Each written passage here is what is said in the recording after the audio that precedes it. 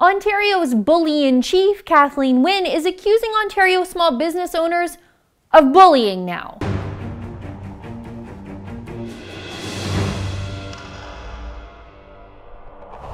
In response to Ontario's massive $2.40 per hour minimum wage hike on January 1st, two Tim Hortons locations in Cobourg, Ontario, informed their employees that they would no longer be entitled to paid breaks and a number of other perks. For example, they now need to cover at least half of the cost of their own health and dental benefits. Since Tim Hortons franchisee owners can't raise their prices to adjust for increased expenses, there are very few ways for them to find efficiencies. Cutting back on perks, like paying an employee for time when he or she isn't working, is one of the only ways. But what's angering progressives is that the owners of these two locations in Cobourg, Ontario, are Ron Joyce Jr. and his wife, Jerry Horton Joyce.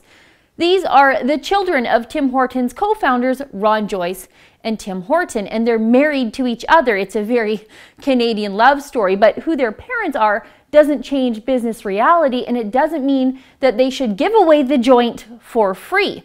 Anyway, Ontario Premier Kathleen Wynne responded by asking minimum wage workers to sign a pledge acknowledging that their breaks will now go unpaid or agree to receive only 8 hours of pay for a 9-hour day is not decent and it's not fair. It's the act of a bully. Kathleen Wynne also told reporters that if the heirs to Tim Hortons opposed her government's decision to raise the minimum wage, they should have taken it up with her. Is this real life? Small business owners have been taking it up with Kathleen Wynne, warning her for months that an arbitrary hike in the minimum wage would cause undue strain on their businesses that would absolutely result in reduced hours and perks. Why is Kathleen Wynne feigning surprise right now? And what does take it up with Kathleen Wynne even mean? Is she going to somehow make up the shortfall in these small businesses herself?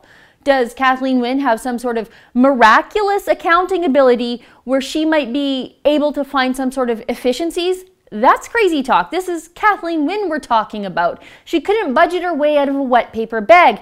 In fact, she's the one that drove Ontario into being the most indebted sub-sovereign government on the planet.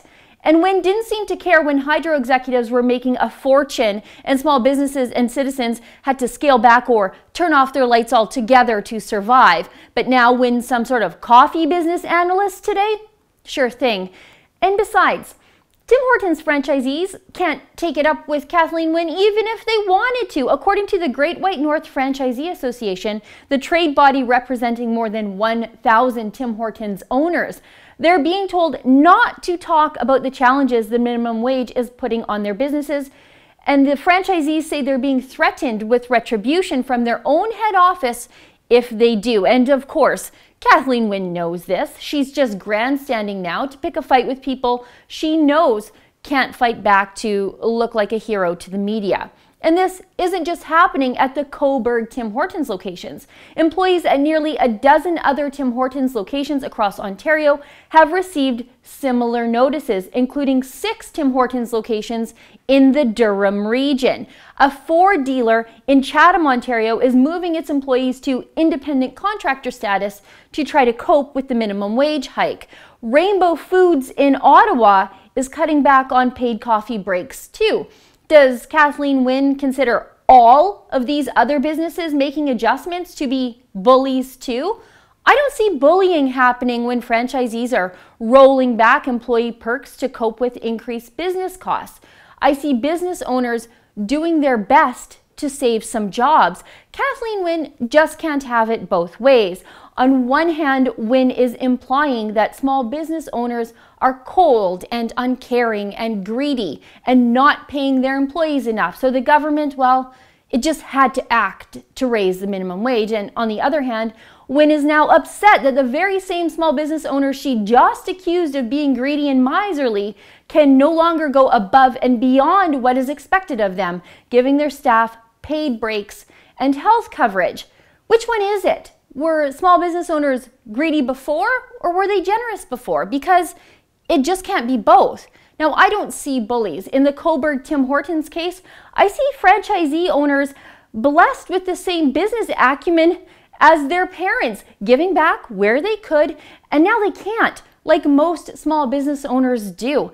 And I think it's deeply ironic to see Kathleen Wynne, someone who just used the extreme power of the legislature to arbitrarily reach into someone else's unique business to do whatever she wants with it, after ignoring all warnings to the contrary from small businesses, calling someone else a bully. There is no such thing as a free lunch. There is no free ride.